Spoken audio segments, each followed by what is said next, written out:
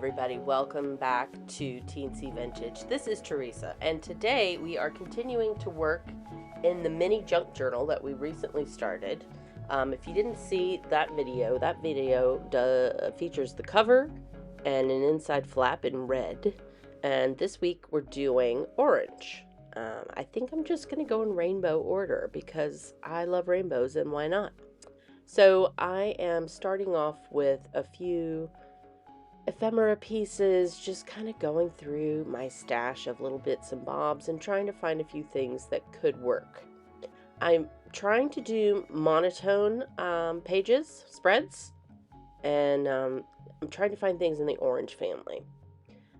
So the first thing we're going to do is get out some gesso and use a cosmetics wedge to spread that all over the page so that we cover up a lot of that text and just kind of push it into the background because we don't want to see that stuff.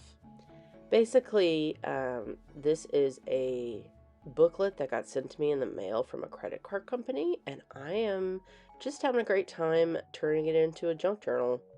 Also needed to adjust the lighting there for a moment, forgive me. All right, there's our Amsterdam acrylic paint. This is Azo Orange, AZO. Great medium colored orange. The Amsterdam paints are really nice and smooth. I'm just dry brushing it onto my gessoed page. And it's a bright, beautiful orange. Granted, by the end of this process, the orange is gringied up and has some brown added to it. But you know what? That's okay. I want this to look vintage and loved and you know, kind of cool. Okay, so we've got our orange background down, and now I'm going to make sure everything is nice and dry with our heat tool. It's always important to dry your layers, especially if you want to glue things. Just helps to make your page nice and dry so that, you know, your glue will adhere properly. Okay, now I've got a few scraps of I think these are digital downloads that I bought off of Etsy, and they're just grungy text papers. Really nice for just putting on backgrounds. You could use book pages, dictionary pages, gel press, prints, whatever you want here. But I'm just throwing some stuff down, and I've got some ephemera pieces here, but that one was too big. So now I'm going to go look in the little box that sits next to my desk in the studio and see if there's anything in there. And yeah, I found a few pieces that are orange or have orange print or text. This one's cute, English cherries. I like this one. So we're just going to stick that up top. And we're using art glitter glue because it dries very quickly and is really nice to use with paper. I'm using that scraper tool to make sure that the ephemera is evenly glued, nice and flat. Any extra glue will come out the sides. Okay, so now I went to my little suitcase ephemera bits. I bought one of those a couple years ago and I love it. So I've got all the orange bits in this particular box. And now I'm just kind of going through all of these tickets and little images, cards, die cuts, that kind of stuff to see if there's anything that catches my eye, and I pull those out.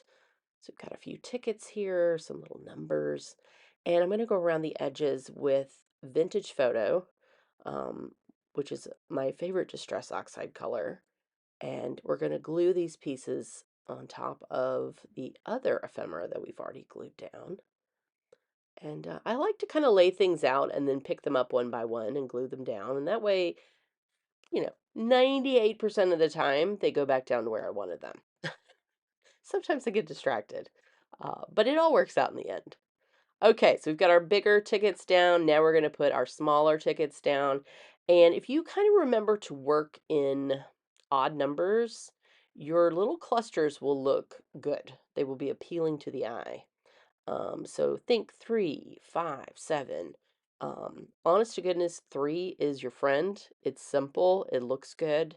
And now I'm going in with some even smaller pieces, some little tiny stamp images, some numbers, And I'm really happy with how has turned out so far.